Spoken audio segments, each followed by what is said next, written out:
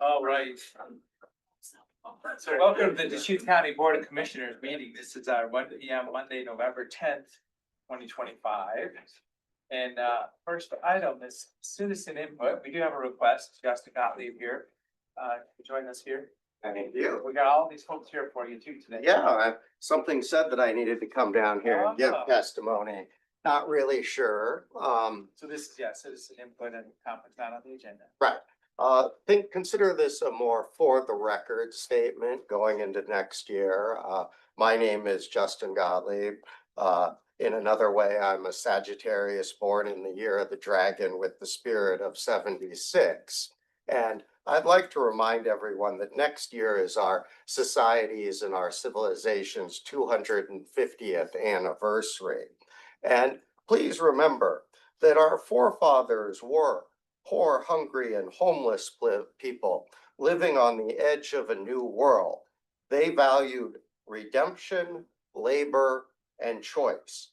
It made them revolutionaries.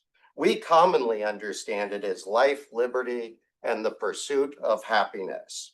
So I ask, why then are we currently focused as a society on wealth, technology, and charity? It's not working. I have a different plan. Many media outlets have been emailed, and Tony has the email for the simple reason that over the last 10 years, he's proven that he's not chicken. We need to have a conversation about the charter and standing rules. And I look forward to next year's debate, and we need to change our frame of reference as a county, state, and country. Thank you. Thank you for joining. You're welcome. Thank you. Good luck. Is there anyone else for citizen input? Right. Is there anyone online with a raised hand feature? Okay, so seeing none. Item number one, update on Cleveland Commons permanent supportive housing. Thank you for joining us today. Thank you. Just need 1 minute to get set up. Sure. And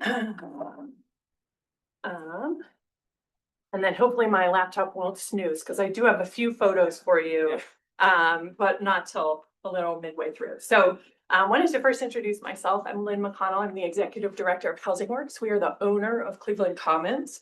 And we are also the Regional Housing Authority with a tripartite board that you all get to nominate in many cases for some of the members. We are quasi-governmental, intended to serve as the housing arm of government in our region. That's what we do, is housing. We're the largest affordable housing owner in the region, housing about 1% of the region's population through our homes across the Tri-County area. And in addition, we house about 1% through our voucher program, the Federal Housing Choice Voucher Program, formerly known as Section 8. That's not a total 2%. I haven't deduplicated that number. There's about 20% of those folks that do overlap receiving voucher in our units, but pretty close to 2% of the population that we serve currently. In addition to providing housing and rent support, we're here to help educate elected officials and the public about affordable housing need and related supports throughout the community. And we regularly support other organizations in helping to do good in this space. So thank you for having me and for providing me the opportunity to give you a little bit of an update. So Cleveland Commons, you all were there for our grand opening on January 9th of this year. Very exciting day. Property management switched from Epic, which was a sort of internal company, nonprofit that Housing Works oversaw, to an external company called Cascade Management on March 1st. And that is never an easy transition, I'll say, but are catching up from that still. The units were also full in March, and our first vacancy happened in July when a resident passed. You all may know that hospice is one of the roles that Cleveland Commons plays in this community.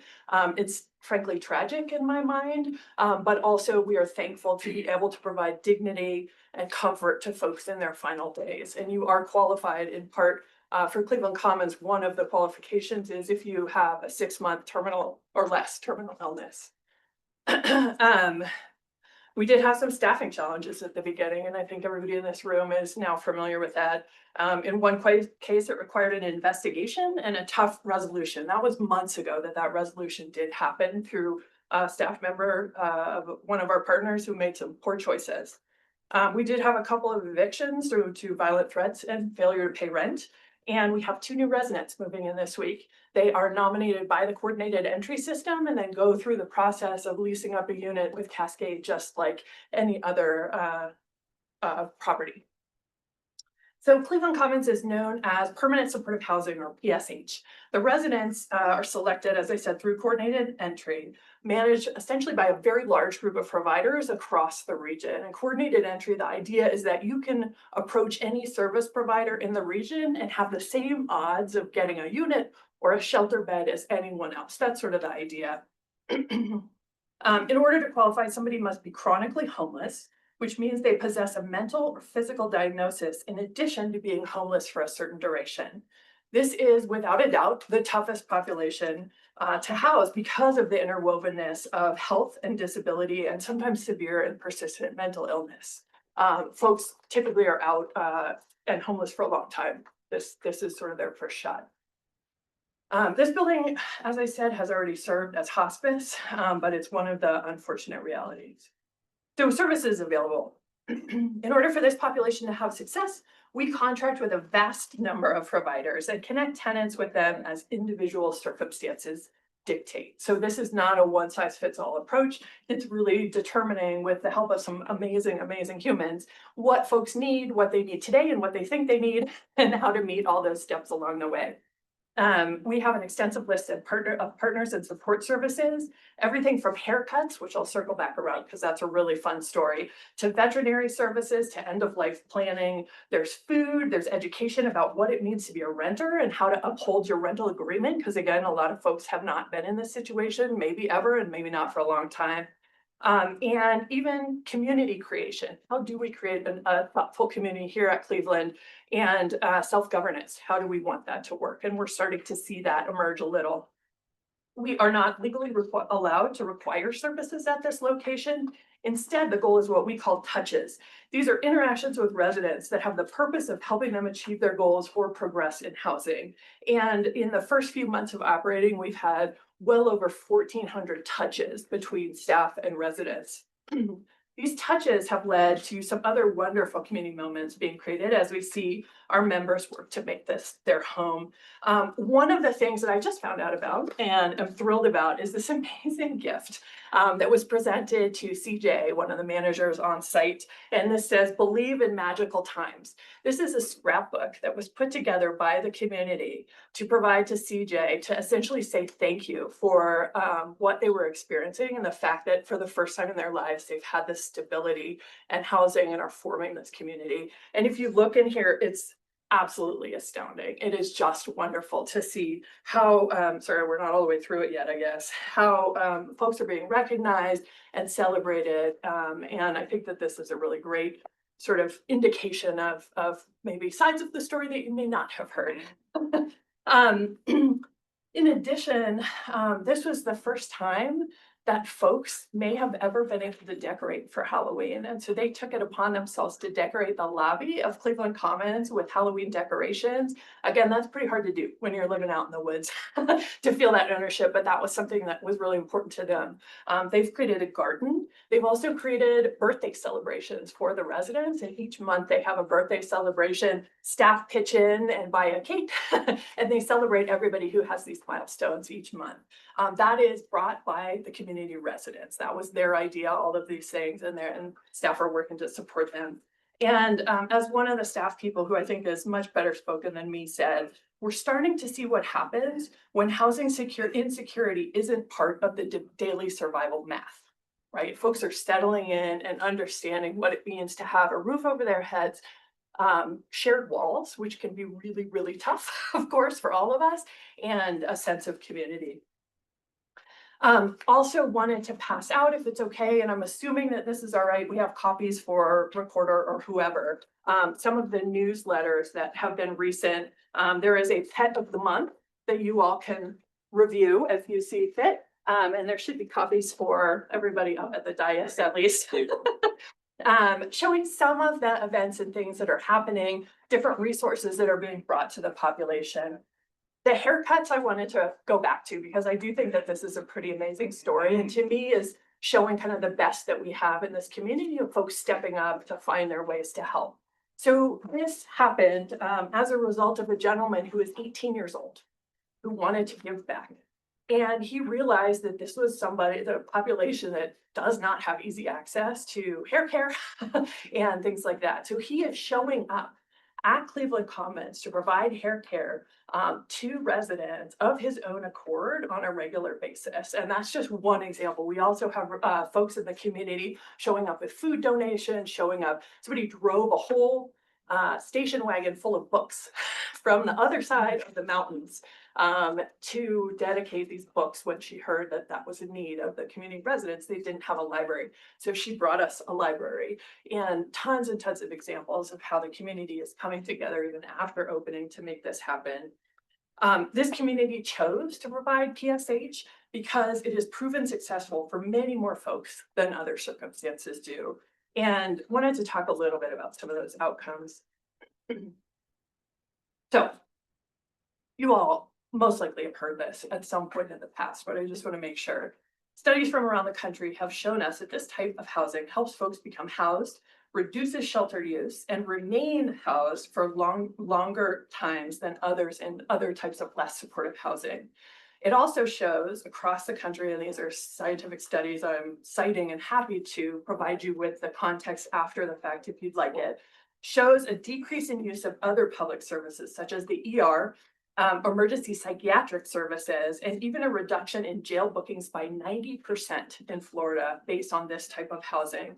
Most notably is a reduction in substance use disorders, simply because having a safe and stable place to live is a core component of successful recovery. And those studies have been replicated in Seattle, New York, and Denver most recently. Cleveland and comparable developments do work, but they are not for everyone. They aren't a substitute for acute psychiatric care. That is not something that we can substitute for at all. And inpatient treatment as well. This means it's not the place for everyone. Some folks will self-select out, and our goal is to only evict as a last resort. We have had at least one resident who began to slip and checked himself into Sageview. And that turned out to be a very effective way to for him to stabilize. And then he was able to return to us and continue living in Cleveland Commons after that point. So that is something that we do utilize if we need to, but we certainly cannot provide that level of acute services. That's just not what we do. We're a housing provider. So you may be tempted to ask me questions about tenants. And unfortunately, I'm not really able to speak about that except what is already in public record.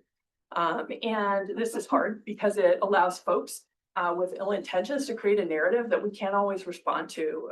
Instead, I'd ask our community really to use your judgment and critical thinking about what you're hearing and consider the reliability of folks in your determinations. So really quickly, if it's okay, I'm going to share. Turn this into a slideshow. Sorry. Well, I'll just acknowledge it. This is permanent supportive housing. It's the next level of support for folks that are just really struggling for any reason, long-term struggles also. I mean, I understood this when we were making the investment in the county and knowing that this is a new product, a new tool in our, toolbox for helping folks out. Obviously, we're always, the last few years, we've been really wrapped up in this, growing long-term unsanctioned camping or homeless problem, but this is a great tool that we have here. Thank you, Commissioner Ebon. Yeah. So just a couple of photos. I didn't want to show you all words and words on a screen. That doesn't take us too far. But this is the logo we've created, and many of you were here to take photos in front of this lovely space. This is in the courtyard and is a mural that was created by local artist Sarah Swaffer. This mural also continues. This is actually inside the services area. So this is what you will see. If you first walk in the front doors, it'll be on the right. And so you can see it through the glass there. But most recently, we did paint by numbers.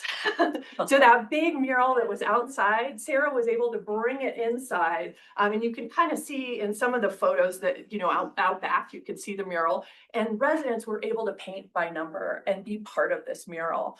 This mural painting actually happened just a couple weeks ago and ended up being a really, I think, cathartic exercise for them, because it was shortly after a somewhat incorrect article was published, and they were really able to debrief and come together as a community, make some intentional decisions about what they wanted their community to look like. So really, really fantastic option for the residents as well. So I'm going to stop sharing. That's what I have for that one. Okay. So where we go from here. Cleveland, as you know, Cleveland Commons is the first of its kind in our region. The effort took roughly a decade to bring to fruition. And I'm trying to remember, Commissioner DeBone, you may have been sitting in the Bend City Council chambers about a decade ago when we were envisioning this, long before I came to Housing Works, and trying to determine how we brought this thing to life. And the missing piece was services. And so we are extraordinarily thankful to our partners for stepping up and learning how to provide services for this population. Without a doubt, none of us are perfect when we do something brand new, but they have been learning and evolving their methods, and we are doing our best to support them with an extraordinarily challenging population. Our goal is to allow this property to stabilize and continue to evolve. As we learn what works locally and what we can improve, we'll center that in future planning for additional facilities around the region. And as you all probably know, that according to our most recent PIT count, point in time of homelessness, there's a need for approximately 700 units of this type in our region throughout the Tri-County. So we're trying really hard to stabilize and take the lessons that we're learning before we take it to the next level. With that, I'm happy to answer any questions that you may have. So was that the message? You want to do 700 more rooms? No, not today. That's a lot. No, I mean, it that's is, yeah. a joke, you know, so having more of this is probably appropriate, but yeah, Yeah, Yeah. thoughtfully, Yeah. thoughtfully. And also I think what that looks like for every community probably looks different, right? In Bend, this was the site we had, these were the partnerships we have. What we did in Madras or Prineville or Lapine could look very, very different. I would expect it to, because each community has a personality in the same way that we all do. Lynn, but we'll always take land. Yes, thank you for putting that. So my board chair is saying, Yeah, for the yeah, record, we will yeah. always take land if that's what you're asking us for. Thank you, Laura. that was your job. Yeah. Be looking towards the future of urban support housing, I know of one project that's in the application pipeline. Are there, you know, with Mountain View Community Development in East Redmond, are there others in the pipeline? In the pipeline, no. I'd say that there are discussions happening across the region, and there has been interest from each part of the region to me saying, we need this. How do we do it in a way that works for our community, whatever that looks like? So I would expect that, yeah, until we've solved homelessness, we're probably going to be looking to continue to create this type of facility, because it is absolutely the direct impact of removing folks from the street and giving them somewhere safe to exist, so that they're not in front of businesses, not in places not meant for human habitation, et cetera. Yeah, and also not drawing on the emergency department, Correct. law enforcement, et cetera. Yes, So Lynn, you said that Cascade Management took over March 1st. correct. Okay, so the March, the April number popped up to 14 911 calls for the facility. And then in May and June, everything was really pretty quiet. And then the numbers started going the wrong way. And people there, it's a low barrier facility, correct? There's no rules. Low barrier is typically used for shelter. We do have rules. You sign a rental agreement, a lease, just like anyone You else. pay a portion, You do pay a portion What's depending the on your portion? income, 30% of gross income, 30%, okay. typically. So, yes, Rick's program in Redmond, he actually is doing, I believe, like out of the 75 units, he's doing, I believe, like 7, something like that, which are gonna be people that aren't substance use disorder, aren't mentally ill, because that gives the home, you know, the residential feature gives it a calmness to it. Mhm. You guys didn't consider doing that? We are actually not allowed to do that in this type of housing, and the way that it is set up from both federal and state sources. Housing first or permanent supportive housing, you're not allowed to not allow people in because they are substance use abusers. And that's what I was talking about earlier. It's extraordinarily hard to stabilize folks who are using when they don't have a solid place to live. And so the idea here is to get them into housing and help them make those decisions that bring them to sobriety, because they cannot function very well in getting to sobriety typically when they don't have a stable place to be. So who's actually working with them, getting them to sobriety then at this point in time? All the service providers that I just mentioned. So Shepherd's House, you probably know that's what they do in their day jobs. They started as a sobriety shelter originally. This was something they stepped into to help learn. There's also connections with various different providers throughout town, depending on what the need is. Many folks have connections here with your behavioral health staff. And that's one of the groups that we work with pretty closely to make sure that folks have the resources they need to make choices that'll move them forward. But Rick's getting funding from the state also, and he's still allowed to bring in those, let's say, seven homeowners or, apartment renters at his program. But you're saying because you have the federal funds here? I'll have to look at what Rick is doing. I'm not sure of the financing structure with that. I only know what was funded at the time that we received the funding, and those rules are sort of locked in for this development. Okay, because we have Stillwater Crossing at the south end of town, and I believe we've had over 1,000 911 calls to that. And that's actually private affordable housing, not permanent. Well, I know, but housing. I'm telling you, it's Yeah. all affordable, all 240 units, and a lot of 911 calls Mhm. with a lot of major serious issues. And of course, there's no parking there.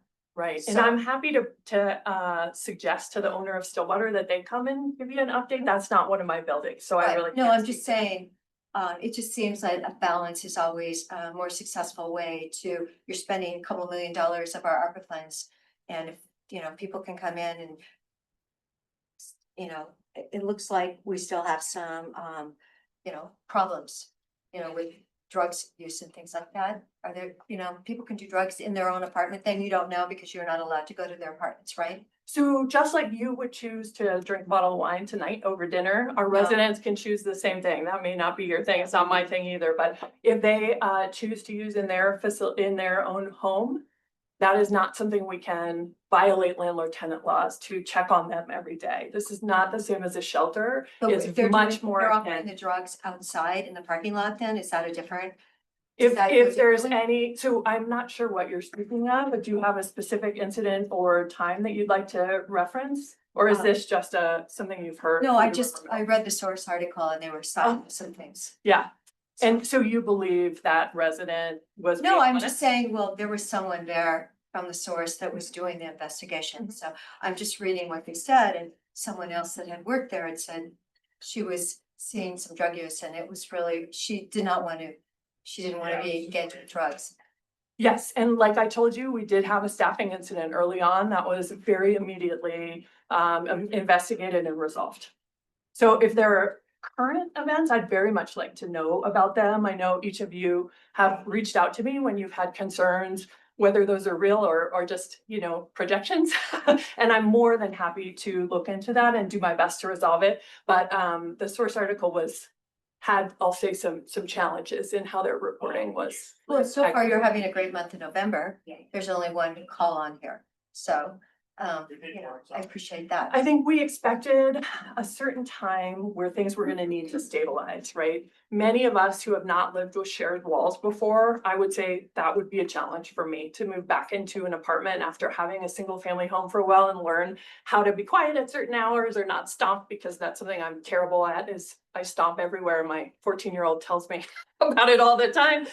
Those are the things that are challenging and take some getting used to, especially with folks who are coming in from homelessness. There's typically about a 9-month period that we expect for that stabilization to happen, which, and that was actually, that statement came from Epic Property Management. The principal of that, when he did research prior to us opening this up, he said 9 months is the time where we can expect all sorts of crazy. And that has in fact been, but I think at times. But May and June only had 4 calls each month, so it was, it actually started out, I would say, fairly, 4 calls in a Yes. month is really incredibly calm, so that doesn't actually fit that narrative. Yeah, and we were, I don't know, I can't tell you other than people being new, but I do believe that there's a reason for those calls dropping most recently, and that was because some folks who really were having a challenging time living in that group setting are no longer with us. So one of the, I mean, I guess I'd like to, so, Stillwater Crossing was brought up. We have Housing Marks with us today. I guess I would invite, Lynn, if you could send Commissioner Dare the addresses for other Housing Works. Absolutely. Rental. Yeah. Complexes, and if you wanna check out the 911 records for some of those other places. Then, maybe there's something more to talk about, on this specific Happy to. consideration, but I'm guessing that there's probably not more 911 calls than, any other neighborhoods of our community. Well, Stillwater was 1,000 for, it was less than a year. It's truly significant. Yes. So, And again, I'm more than happy to introduce you to the owners and managers of that development if you're interested in that, but that is not a Housing Works development. right. so what about just kind of like the financial picture over time? So this is a Housing Works property. It's been, subsidized and funded, got the doors open, Mhm. congratulations. Mhm. Murals are up, but what does that look like? I mean, Mhm. what kind of federal or state subsidies or local dollars or, do you have a feel for that? Yeah, so at this point, the vast majority of our dollars come from the state. Some of that may be federal pass-through. I'm not entirely sure where that all is sourced from. But we have the initial development funds, to which you all contributed as well. And then there's ongoing services funds. Again, that is the biggest difference with PSH versus other properties. Typically, it's like, here's your subsidy to get the building built. We're And done. then rent contract, yeah. Right? We're done. Good luck. Whereas here, the knowledge of the need for additional supports for this population has caused the state to create additional supportive services. That's how we pay Shepherd's House and other providers. So is it a 15-year commitment then by the state? It is, I believe, a renewable, but I think they started with 10. I could be wrong on that. I need to double check that for you, but I'll get back to you if I have that incorrect. Okay. Yeah. It's a significant period of time Yes. that the state is doing it. That's So correct. somebody's shaking their head in the background, so. Nodding along. Okay, Okay. thank you. No, it's 12 and a half. She's the angel on my shoulder, maybe. Thank you, Colleen. And another piece of the whole funding picture is these are rental units. Correct. And so, do you have a feel for, again, kind of like what percentage of the total operating cost the rent covers? The rent's collected. The total operating costs that the rents cover. Yeah, so what we do is actually project that out on typically a 30-year basis. That's what we call our pro forma. And we look at unit by unit exactly what needs to be charged in rent in order to make that building work for that 30-year period. So that's planned out before we ever get to construction. In this case, typically, rents would not cover the full cost of Yes. operation, which Yeah. is where that state subsidy comes in. Right. Yeah. But I mean, Percentage is it like wise. half, like a third? Ooh, in this building, so we came in under budget in the construction. We've been doing really well with that. I'm pretty proud of that recently. So that's where I'm fudging a little because I can't remember what that changed in that, but again, I'm happy to follow up with you on that. Yeah. Vast majority of this type of thing does need to be subsidized. Many folks have zero income or are living on a very low fixed income. Social Security sometimes is $800 a month. And that's your gross and all you get. And so, while we charge typically 30% of gross income for rent, if you're at zero income, that's a zero balance. Sometimes there's a kind of nominal, what am I saying? De minimis? What's the word? Yes, nominal. Thank you. You guys get the idea. Contribution, but very, very little. So, yeah. And that would go up as folks earn more income if they do, which is wonderful. Yeah, I mean, you're trying to run a building and provide supportive services. Right. Yeah. Thank you. Well, thank you for coming. Thanks for everybody else here to support this.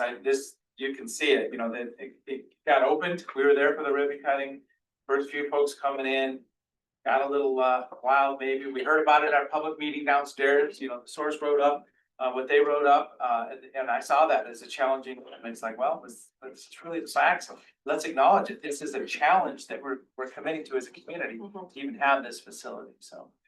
And I would just, again, encourage you, if you hear things that are concerning to you, you each have my cell phone number, please reach out at any time so that I can investigate and ideally remedy that if need be. I think what is challenging is if folks are lifted up and provided a podium when they have made pretty deliberate threats, that takes everybody backwards and causes safety issues. We actually all blew through our budget based in part on that article for security, because there had been some significant threats that were not printed in the paper, left out, and that caused across the Shepherd's House portfolio and at Cleveland some significant expenditures to remedy that. So please do reach out to me so that I can help, hopefully, or let you know who is helping if not, so that we don't end up making a situation worse. And I mean, just broadly, I just want to say, I want to express appreciation to Housing Works for providing over 1,000 affordable rental units in Deschutes County. And I want to thank Shepherd's House for helping hundreds of our neighbors, you know, over time, make the journey from addiction to sobriety. And you know, not everyone can get there, not everyone can get there and stay there. But net, I mean, it's a huge, it is a huge benefit to those folks and everyone around them in our community. So, you know, to all of the organizations that are making Cleveland Commons work, thank you for your support and services and, you know, I just got clarification from Rick, Pastor Rick. Yeah, The state funding supports 15 years of operation. great, Yes. So, and then they may have an option to extend it to 20 years. fantastic. So that's what I was remembering. Thank you. So, Yeah, got you answered. Good, that's even better than I remembered. Thank you Yes. very much. Uh-huh. Okay, That's great. Thank you all. thanks for joining us. Yes, great day. Next item is an update from Terrebonne Sanitary District.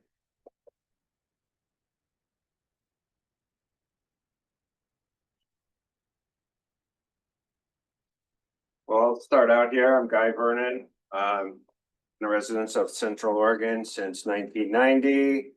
I own a mobile home park in Terrebonne since 1992. I was trying to think how long ago was when my son and I first came. I think it was 6+ years. It was 2019. 2019, 7 years. Yeah. Um, You know, I look back and I go, would I taken this on? Or I didn't take it on knowing personally. what you do now. Well, knowing what I knew now, would we have done it then? And the way I'll answer it is I found out so much. The need is so great. And I've learned so much about what you guys have, how you guys have to get through things, how government works. It's not as easy as I thought. And thank you all.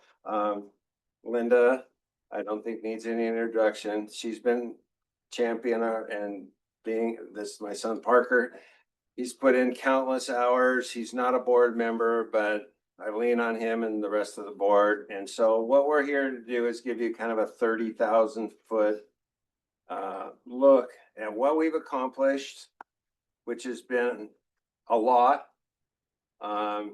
Thank the people that have helped us.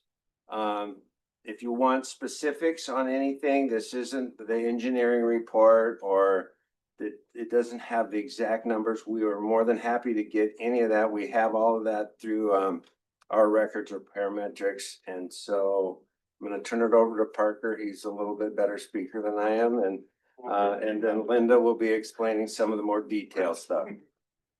Hey guys, thanks so much. As always, great to see you, Phil, Tony, Patty. It's been over half a decade of talking back and forth and working on this thing. The reason why we're really here is we wanted to really reestablish that this Terrebonne Sanitary District project is a very key regional initiative that really advances Deschutes County's goals for housing affordability, environmental protection, and sustainable long-term infrastructure.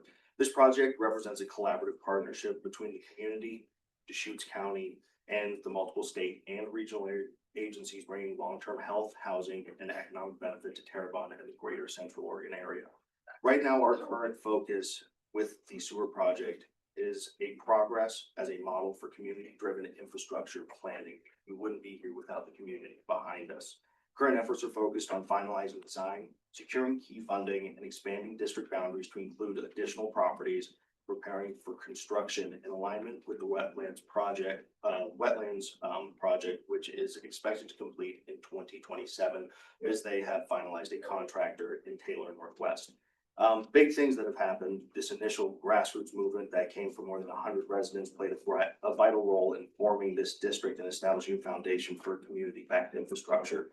As well, we've had ongoing public interest, and then we are working on committing to quality public outreach, because when you're doing something for 6 years that's been almost in kind of the rumor mill for 30, people tend to lose a little bit of interest and they think that things might just be falling apart. So we need to stay on top of that.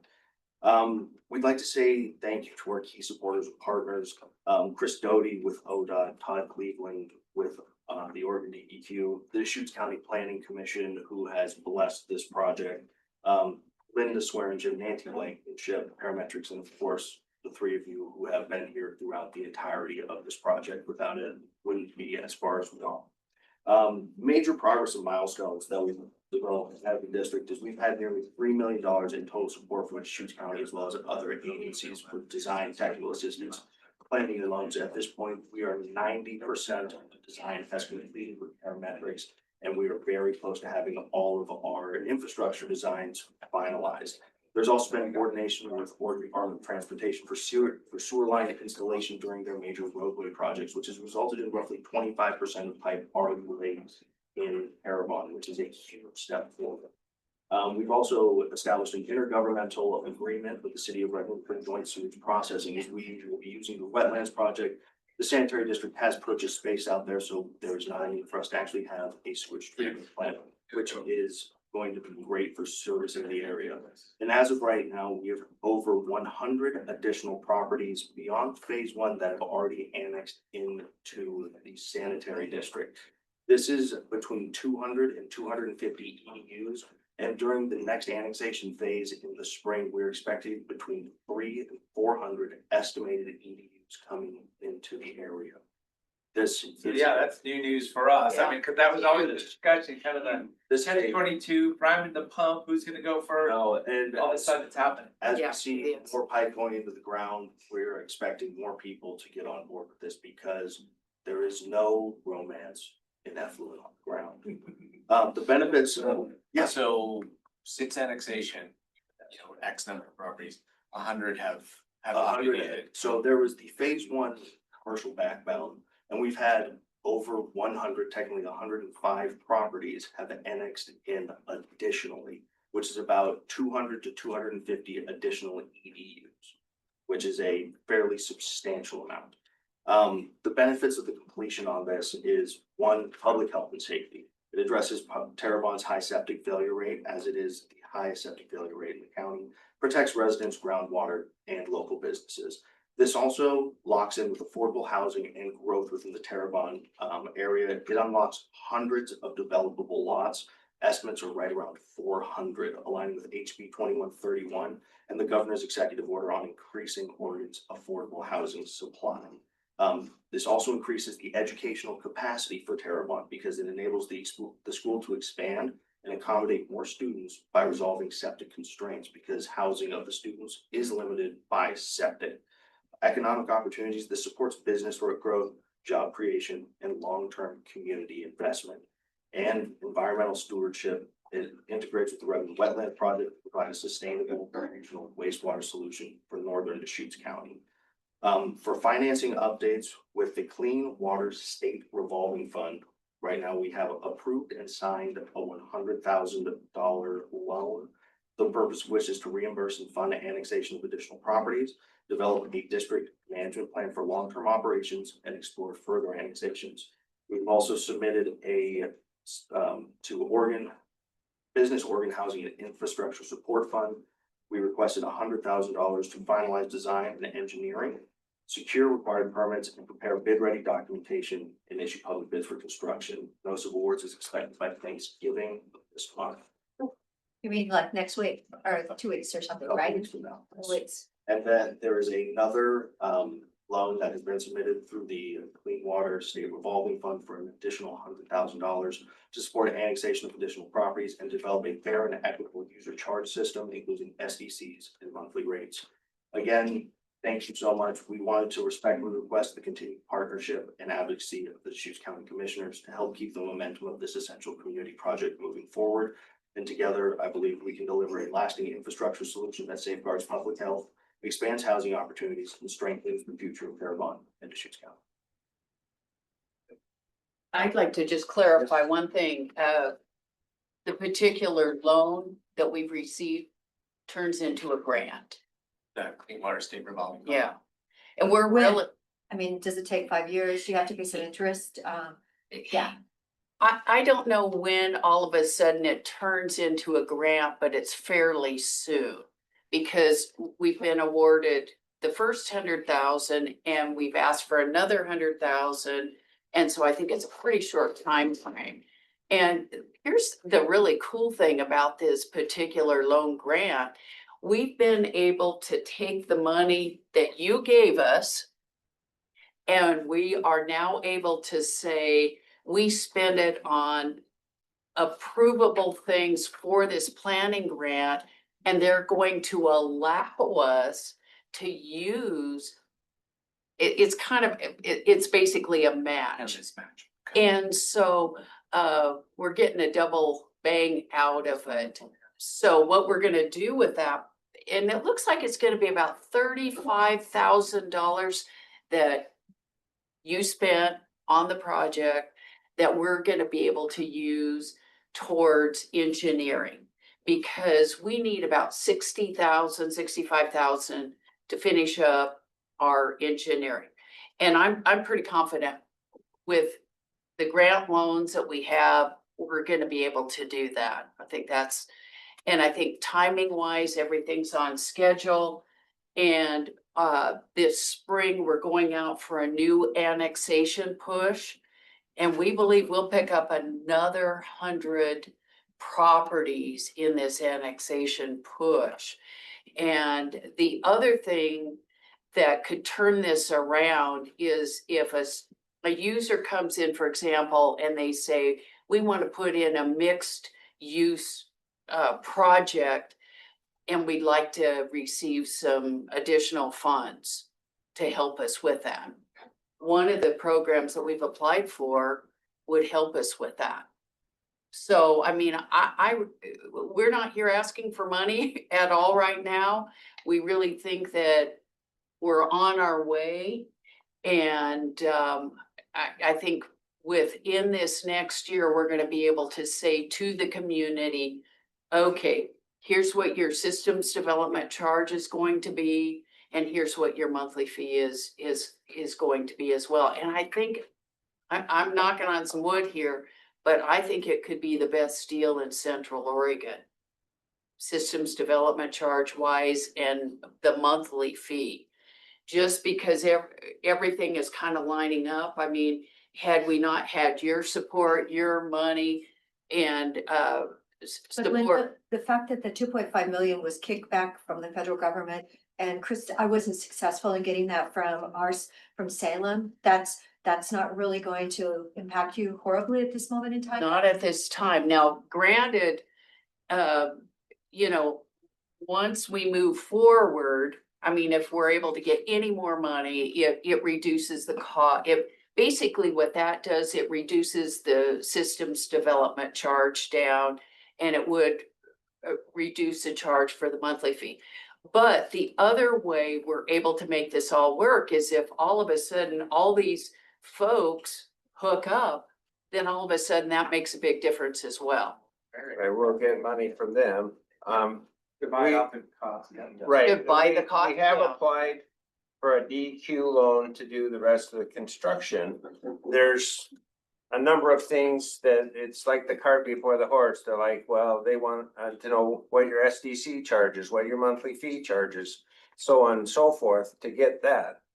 So what the grant money would do, any money we get would reduce the cost to the end user, which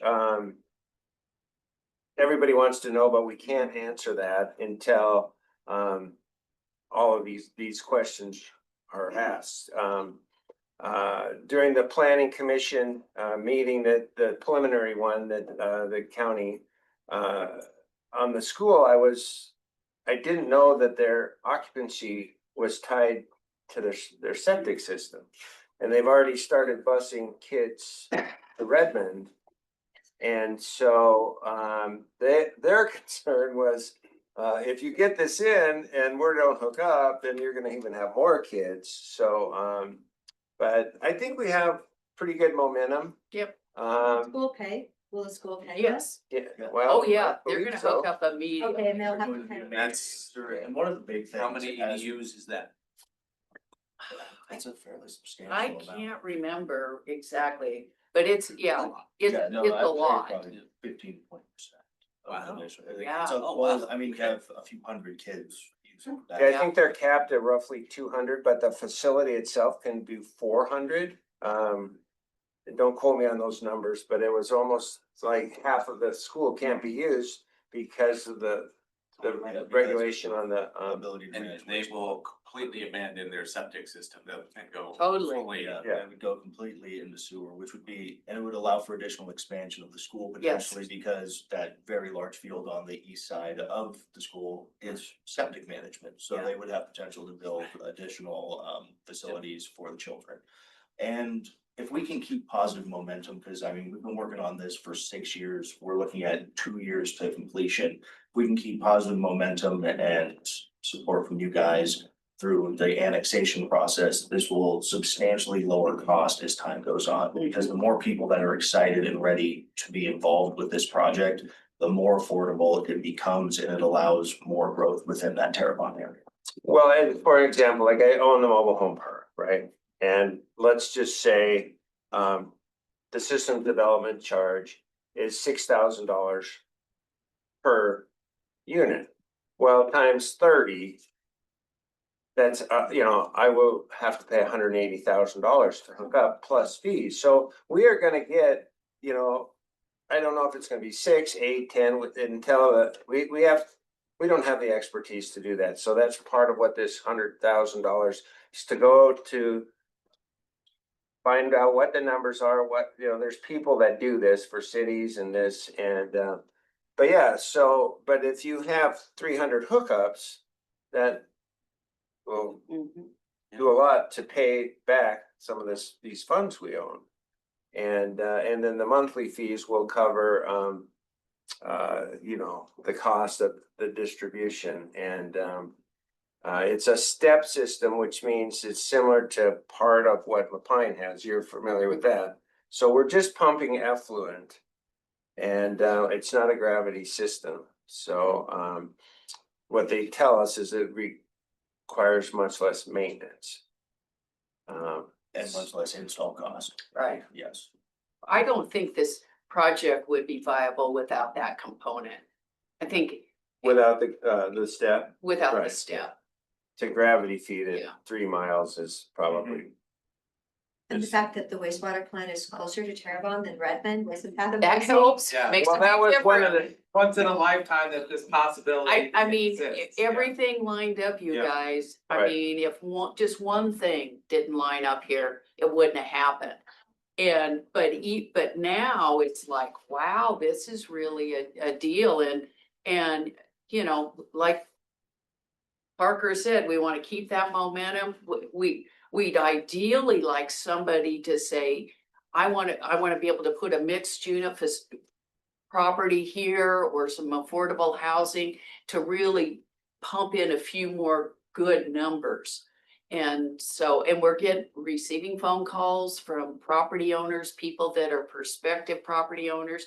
We had one woman who was interested in doing an exchange for some property and immediately putting in some housing. But we weren't able to do it quick enough. But, you know, we're getting close to where we can say to someone, oh, we're ready. We, you know, And if we look at from the affordability aspect of housing, because Deschutes County desperately needs additional, having the ability to access 400 readily service lots that have power, that have Yeah. roads, that already are platted. That cuts out significant cost entry barriers and can make Terrebonne a very affordable community, which will kind of be a little bit of a North Star in terms of how we address affordable housing in the region. Because the more land that we can make available to people, the better opportunities they have to get in at affordable prices. Very exciting. I think it's great you came in today, because we needed to hear this, you know, it's been going on for years but the momentum is clearly there. well, And it's so without you good. guys, it wouldn't have happened. Well, and thank you to Senator Bonham, Yeah, oh, Or yes, his- absolutely. $1 million that he gave to us to put into the project. That was really, that was part of what we could do. So we talked a lot about, money for annexation, money for engineering design. You mentioned that you have a loan application in with DEQ for construction. I know, we set aside some American Rescue Plan funds for, for the Redmond end of the equation. And the $1 million from Senator Bond, and I mean, that's basically what paid for the pipe that's under the Yeah. road. Right? Correct. Yes. Yeah. Okay. It is what paid for it. So beyond that, are you going to need to apply for other construction funds besides that DEQ loan? Or is that do you think that's gonna cover it? I mean, and I'm understanding, the more annexations you get, the lower though, the lower the more of the capital that, for the construction that you have covered, but do you have a feel for that at this point? I mean, is there going to be other We're gonna keep funding applying. applications? Kristen is just a Kristen. champ, and we're gonna keep applying until we can't apply anymore, because we don't wanna be in a position where we tell the community this is what it's gonna cost and we don't have enough money, or the SDC's higher than what we said, or the monthly fees higher than what we promised. I think at this point, we're on our way regardless. If we didn't get another construction loan, I think with the future annexations that will come in, I think we could still make it work. But we're not gonna turn any money down, and we're still gonna keep looking, but. So is that DEQ loan application, that's kind of already approved, even though they still want some, okay. Yeah, So you got that. I think we're good on that. Kristen's gone. She's the one that is better able to answer some of that, but. We can get those answers for you if Yeah. you'd like. No, I just wanna get a feel for, Right. what are you, Well, if we- what are the irons in the fire? Well, I know that Lots of them. Patty worked with the representatives from the state, and we got denied for the last two, and any grant money will, we don't get it, we are not a profit, it will help the citizens there to pay lower SDCs and lower monthly bills. That's, we're trying to keep that. A lot of the people there, you're familiar with all the people in Deschutes County. We have a lot of people that don't have a lot of money. Unfortunately, though, remember the average income is like $66,000 for Terrebonne, which I don't know where that. I don't know where those people, I they don't live in don't- my park, I I guarantee you know. that. I mean, but then they said that it's really, most people don't tell the truth, and a lot of people who don't have any money don't turn their Right. number in, so, and then you're stuck with that number. Right, and Angus Acres and I don't know if that skews it, but that's not typical of Terrebonne. It's kind of a little more exclusive area. And so there was some talk about where does the boundary actually start and stop, and we looked into that, and to get that clarified was a lot of money. And so we just went with the number, but I think if you got where we're servicing these people, I'm guessing the household income is quite a bit below that. I know. Anyway, it didn't make sense, but that was the number. So That's the that- number. That was the number we were dealing with, and it would have cost what, $1 million to change that number, so. It was gonna cost more than it was worth Right. to mess with. And we figured, you know, instead of wasting money on that, let's just go get more people to hook up. Because really, the bottom line is the more people you have hook up, the better off you are. Well, and there's been a lot of people on the east side. There's 1 million people a year that visit Yes, Smith Rock. And there's really no services Over there. for those people as far as hotels. There's a couple restaurants, there's no RV parks, there's just, that's a lot of people that drive down that road every day that go and stay in wherever they stay. And so people are, you know, nobody stepped up and said, hey, we're gonna do this, but there's been a lot of inquiries about, oh, are you bringing it here? We're going another 500 feet. And it's, so I hate to use this, but it's kind of like the field of dreams, if you build it, they will come. There's no doubt that, It's a and, snowball. and we have Yeah. a really solid board. Tim is Very a good civil board. engineer, Kristen is, I don't know, she's She's all a kinds of doctor. things, a doctor, a restaurateur, a investor, she's talked to you guys before, she's just, and we do have some people that are, citizens that are concerned. That's one of the things, Todd Cleveland brought up, is if your septic fails there, you're starting at about $25,000 and going up depending on how complicated it is. And to hook up to the sewer, we're hoping will be maybe 25% of that. Right? And one fellow came to one of the meetings, he said, look, I put in a new system that cost $24,000 and it went on the blink in 30 months. And he was just like, you guys gotta get this done. we have to think about what Oliver Lemons has put into their Oh, system. 500,000. Yeah, Yeah, yeah, so. and they have a porta potty out in the parking lot of the grocery store because their bathroom doesn't work. So it's, And if anything can really speak to how positive this is with the county planning commission looking at legitimate rezoning when this project is done. And drive studies and making sure that this is a developable area.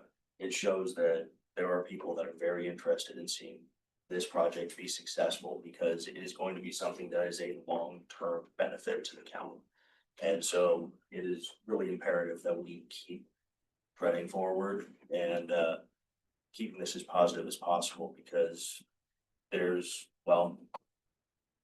when there's drill holes and failing septic systems, that's a negative impact on our area. But when we live in a beautiful area like there's Terrebonne and Deschutes County, this is only something that will be a long-term win. So as long as we can keep sailing in the right direction, I think we have something that's going to be very viable for the county.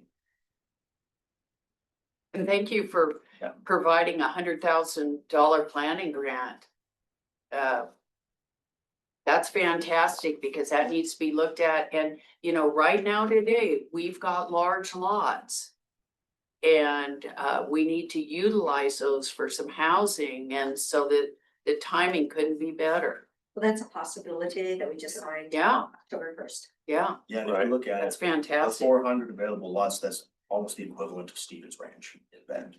That is a significant amount of property that can be developed and create housing opportunity. So. And we don't have to pay 2.5 million to take out the junipers. Nope.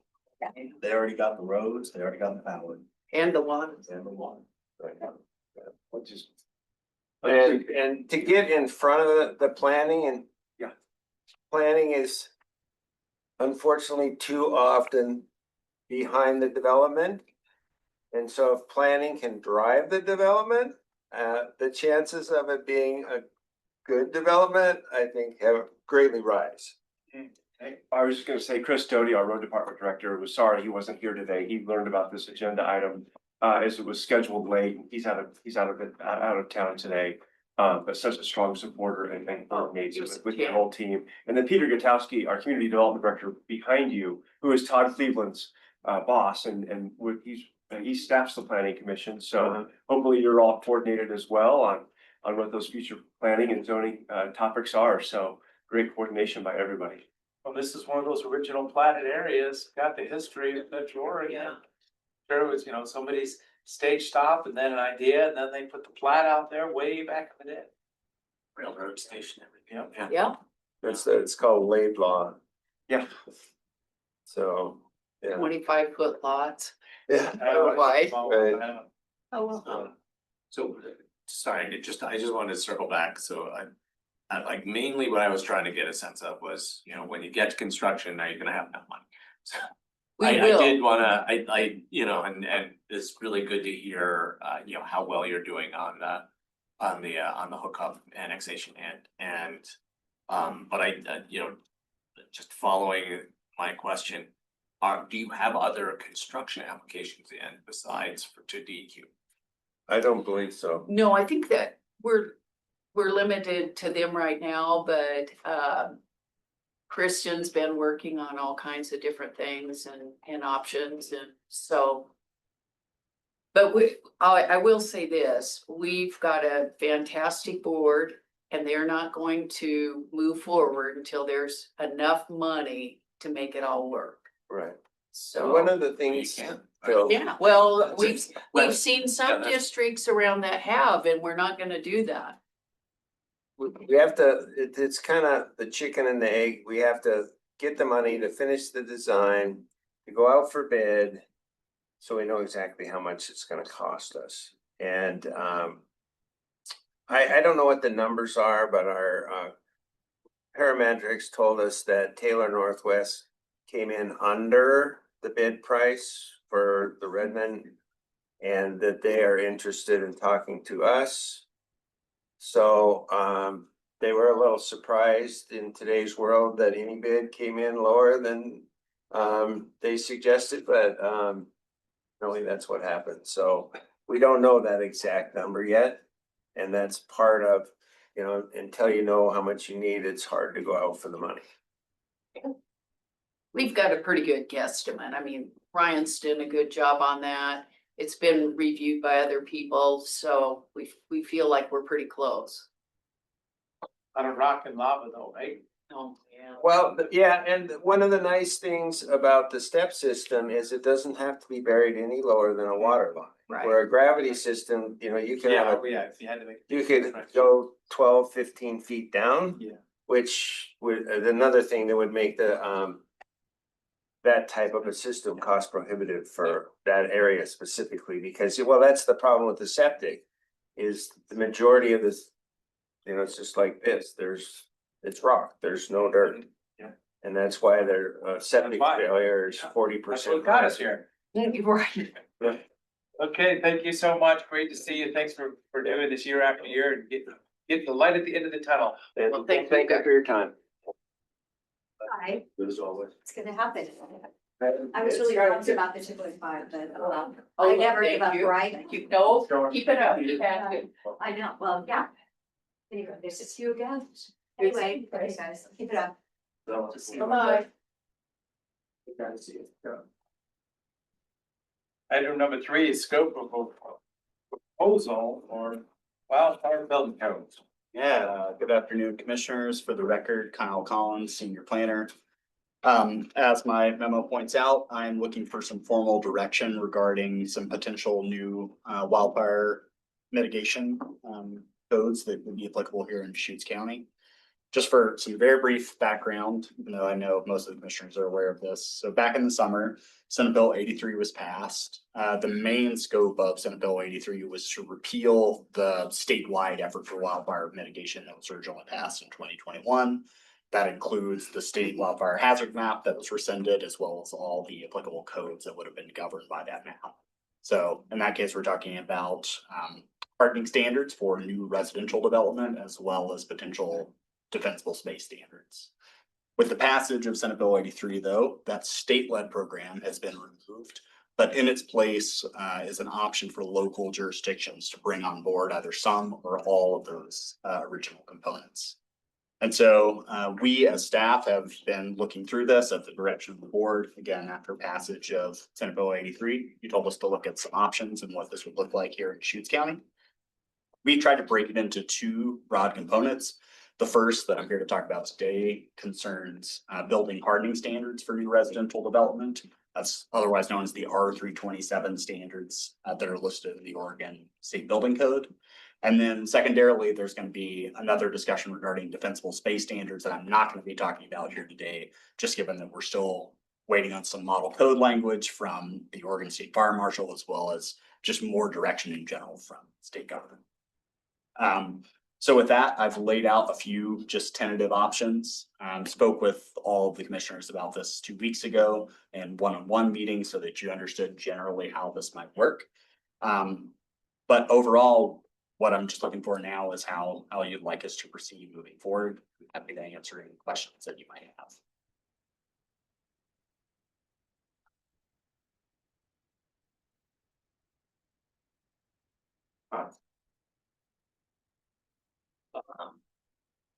I'm happy we're looking at this. These requirements would only apply to new construction, so the many tens of thousands of homes already out in the rural county that exists, they're not gonna be affected by this. So in terms of impacts, impacts to fire resiliency in our community, I'm much more interested in defensible space requirements that would affect all properties than I am in this piece, but you know, I'm glad we're taking a look at this.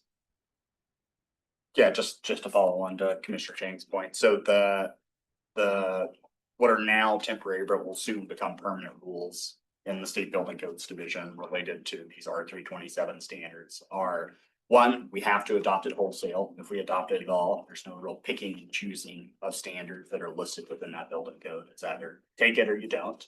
And then secondarily, it is limited in terms of where it would actually apply. So first thing is it applies to new residential development, does not apply to any commercial standards that's governed by a separate area of the building code. And secondarily, there are big exceptions. So for example, if your house were damaged in a fire and you wanted to rebuild effectively the exact same house, you could be grandfathered into the previous standards that the building code covered rather than have to be brought up to these R327 standards. So it is relatively limited in extent where it would ultimately apply, but it would apply again to any new residences that were constructed moving forward from this point. County wildfire hazard zone is defined from 2001 and is basically one kind of level of the zone outside of all cities, correct? Correct. And one interesting note that I mentioned in the memo here is the reason that zone was originally created in 2001 was to implement a prohibition on wooden shake roofs countywide. That was really the primary goal of it. Because the language in the state building codes was changed via passage of Senate Bill 83 this summer, that prohibition has effectively been rescinded from our local codes. We still have this wildfire hazard zone that covers the entirety of Deschutes County, but it really has no codes or language that apply to construction of new residences or upgrading old residences from this point forward. And so if some of those previous rules were desired to be brought back online, it would have to be done in this more wholesale manner. But it is an interesting kind of. Yeah. I don't know that any other Where we're at. jurisdictions had to contend with that particular issue, but it is something that have asked us directly. You just reminded me, the person whose house burned and they were told they had to pay $9,000 in fees from Deschutes County. So I did bring that up. I think I left a message with Peter on that. Yeah, to rebuild their house. Because you just said, well, if they have to rebuild, they may be able to do what they had before, but yeah, this person was quoted $9,000 for fees from the county. I just think that seems like a lot for someone who's just had their house burnt out. Sure, I'm not Sorry to familiar bring with that that. up, it's not here, but Yeah. actually what I liked is when we met the other day, I think we should improve the standards. I feel incredibly fortunate. The house I bought that was built in 2005 has the standards in it that are, you know, hardy boards and all the things that you need to have in order to be better prepared for that wildfire. But, yeah, I like option one. I know you said really because we're going into the holiday season, we wouldn't be able to put it into effect till probably January. But it's still, it seems like we would get through the process if at all it's possible, quicker. And have you come up with any cost then for these standards? Is it 2 to 11% more for the building, depending on if it's a 1,500 square foot house or if it's a 5,000 square foot house? It depends on a lot of different things. Right, that's what you said. The short answer is a lot of it is gonna start with what type of home a property owner intends to build in the first place. Because some of these standards, they may be on voluntarily, some are already mandated through things like energy efficiency requirements, but specifically things related to like the glazing and the windows. And you can't build log cabins, can you? Log cabins are actually spelled out in the building code, so they are an available option. They describe it as build heavy log timber construction, and that, as long as the other standards are met, then those are still an option that's on the table. Oh, One thing that I do want to point out, though, in terms of the costs, the most recent example that we have was commissioned by Headwaters Economics. They're a big consultancy firm. They've done some work with the Building Codes Division at the state level in the past. Some of that work is a few years old now, so there's a more recent report. It is based in California. It's not an apples to apples comparison because there are some construction standards that apply there that are not often taken on here, as well as the costs are a little bit different. But ultimately, what they came up with all those imperfections sort of built in, is that somewhere between 2 and 3% of the costs of a $500,000 home that's approximately 1,700 square feet in size. That is what would be expected by bringing on these additional construction standards. Now, they list out a bunch of caveats in that report, including the first thing that I mentioned, which is what did you intend to build in the first place? If you had already intended to include some of these, then obviously that wouldn't be baked into cost increases. And the second is there are other things that are currently done in Southern California, for example, that we just don't do, like on slab grade construction. It's one of the big ones.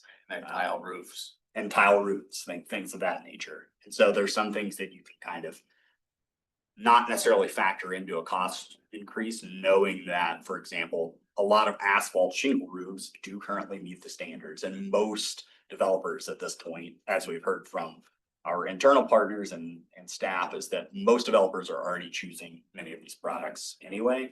right. Probably the biggest one that isn't automatically, you would think would normally be included in a new construction, is the actual siding material itself. So something like hardy board or some similar material. We've heard probably about 30% of the houses that are being built do already just bring those online as kind of a normal construction material, but some don't. And that obviously will include a slight cost increase over those traditional timber materials. Actually, the number I heard was really higher. It was, I think, was it at an AOC meeting where you guys said something like that? Anyway, it was higher than 3%, but like what you're saying, Kyle. 30%, did you say? No, so the 30% of houses are already using things like Right. siding for, like hardy plank siding, for example. Nobody said 2 to 3% additional cost. Oh, cost, yeah. Cost, but I think it might be a bit more than that, like 2 to 8 or something a little bit higher, but still, as you say, most people are already using this material to begin with. Quite a few of them are. The 2 to 11% is the most recent estimate that we have that's specific to Oregon, that was commissioned by the Building Codes Division. Okay, that's the number, yes. Yeah, so that 2 to 11%, came out in a report, I believe, in 2018, 2019, so it's a few years old now. And obviously things have changed a decent amount since then. So are we making a decision about if we think of this as a land use or building code at this time? That's one of the primary decision points that the board ultimately will have to make one way or the other. It's a little bit of a strange conversation to have because as I pointed out earlier, if the board wants to consider adopting these standards, it is truly just a part of the building code. It doesn't necessarily have a direct impact to land use. There's no requirement that we adopt a map or any other types of zoning considerations in order to bring this on board. That is an option available to the commissioners to make that decision if they want. If they elect to go in that direction, a few things kick into play. One is we are at that point likely required to go before the planning commission to do a first order review before it comes to the board of county commissioners. So now we're talking about land use, not building codes.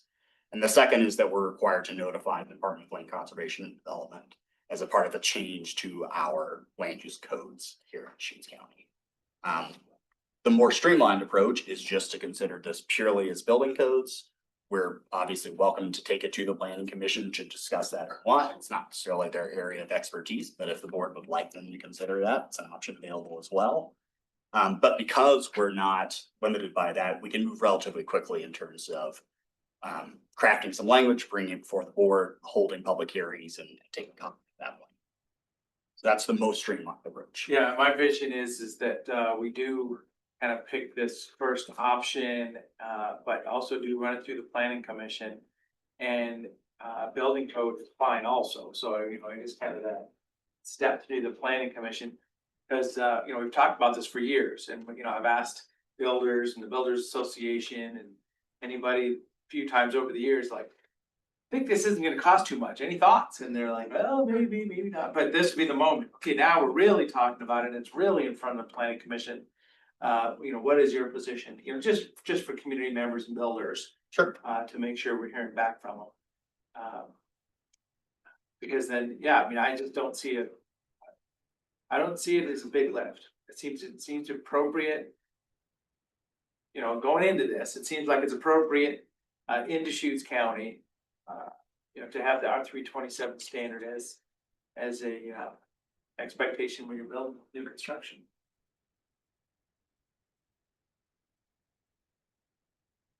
Yeah, I think when we get to defensible space, which will affect vastly larger number of properties per year, that we'll want to do more in-depth public process, but I you know, given the limited effect of this, I don't have concerns about doing a fairly quick public process. Should. So do we need a motion? I don't know that you need a formal motion. I can just start heading in the direction Okay, and schedule. just wanted to check with Kim. Yeah. In that case, just if all the commissioners are in agreement that they'd like to see some a hearing for the planning commission. As Commissioner Dare pointed out, we are headed into kind of holiday season, so you probably won't see this item again before you until New Year, sometime in January. It'll take us a little time to schedule something for the planning commission and then ultimately to have them deliberate and make a recommendation to. So I would expect sometime in the first half of January. It's likely when we'll be back for a public hearing before the board. Thank you, Kyle. Of course. Here we go, decisions made. This time, oh, I think I missed commissioner announcements today, but Oh my gosh, you did. we were just, yeah, I guess because of the comment. That's okay. Is there We can have announcements on Wednesday. well, now's our other items. Anything else? Is there any other? I don't have any more. I'm trying to think back a couple days here, see where I've been.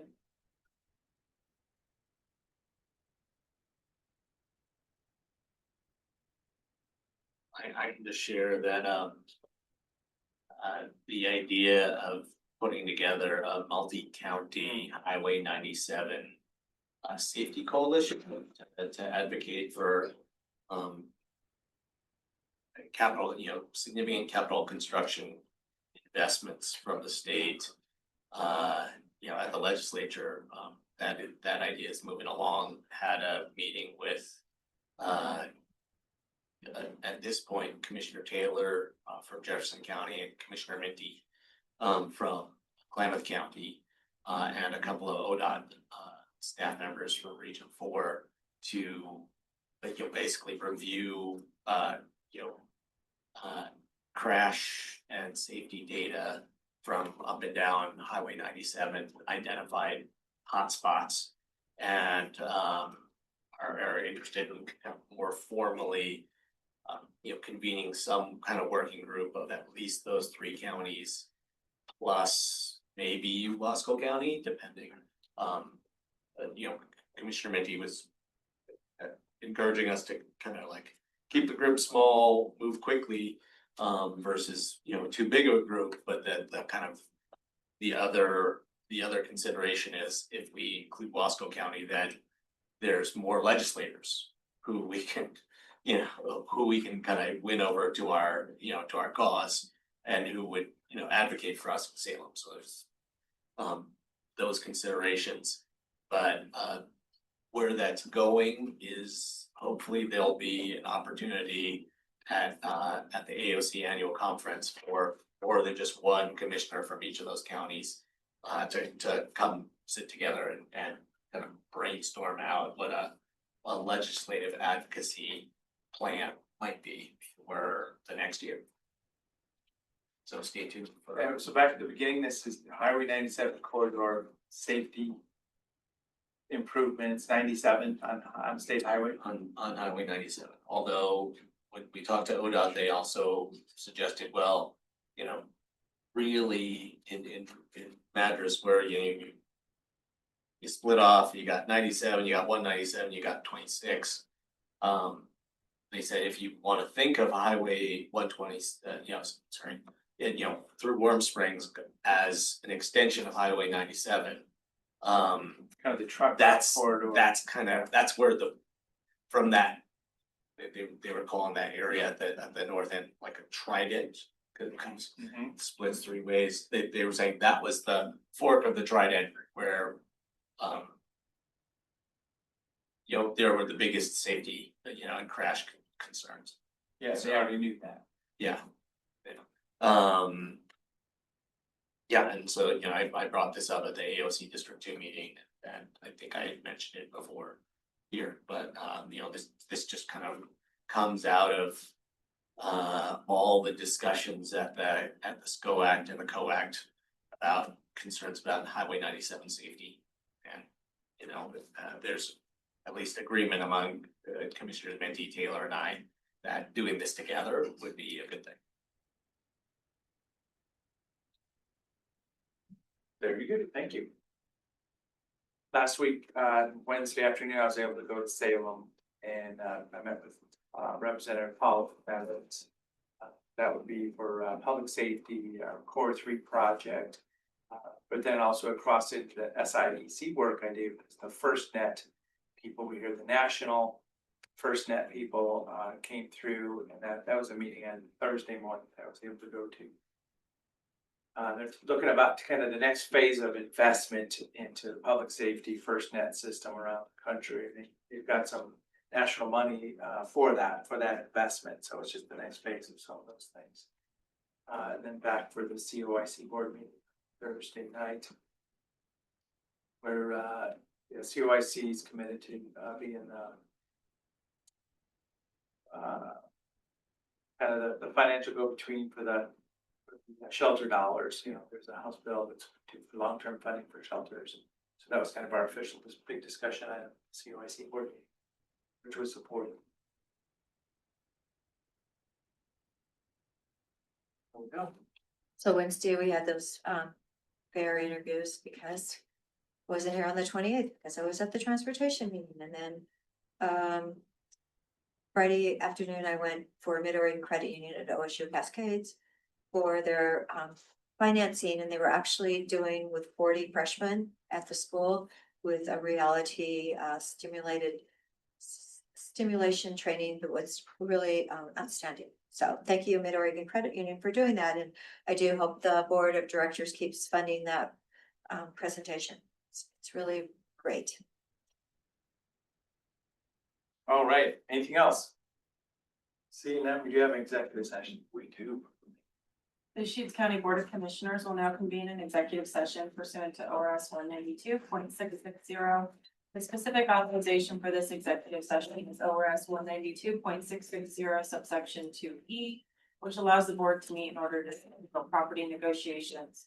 Designated staff and the media are allowed to remain during the executive session. However, the media may only report that the board met in executive session and the identified basis for meeting in executive session. Recording devices are not permitted. No final decisions will be made, and at the conclusion, we will open the doors and invite the audience back to the meeting.